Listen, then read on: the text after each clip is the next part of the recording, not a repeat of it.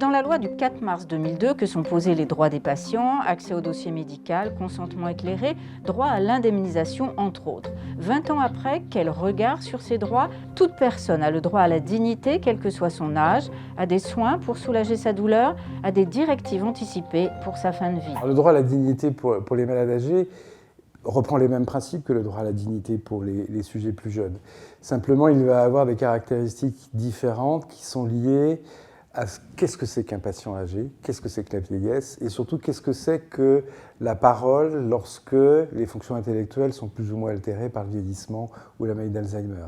La loi Kouchner nous a énormément aidés dans la mesure où elle a instauré la personne de confiance. Il n'en reste pas moins qu'on bute aujourd'hui sur ces difficultés de compréhension de la volonté des malades très âgés. En fait, on est dans une forme d'interprétation de la parole. Et donc, dans ces conditions, la multidisciplinarité, la collégialité sont des outils essentiels.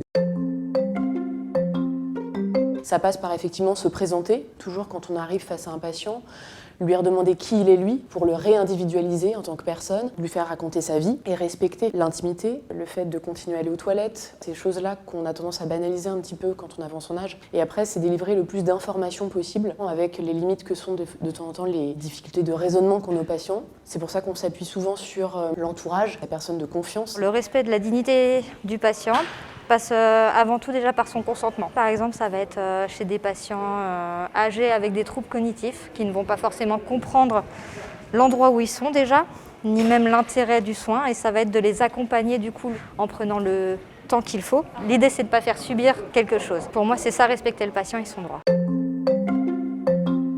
Ça passe par l'hygiène, une bonne considération, le respect du personnel aussi envers le patient. J'ai été donc dépendant pendant à peu près 8 jours. J'étais même gêné, vous voyez, parce que j'avais des couches, choses que je n'avais pas l'habitude d'avoir. On s'est occupé de moi, vraiment. J'ai toujours été écouté, et jusqu'à présent, pour moi, ça s'est très très bien passé.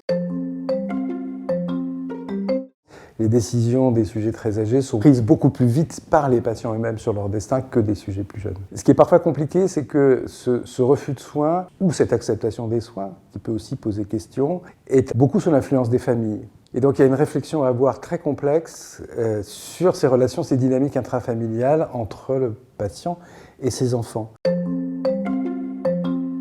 Les malades très âgés ont des exigences qu'ils n'avaient pas il y a 20 ans ou à 30 ans où ils n'osaient pas parler. Aujourd'hui, une des questions de dignité et d'éthique essentielles en gériatrie, c'est comment je maîtrise mon parcours de soins dans la fin de vie. Sous-entendu, si je souhaite prendre des risques, eh bien je rentre chez moi et je ne vais pas en EHPAD.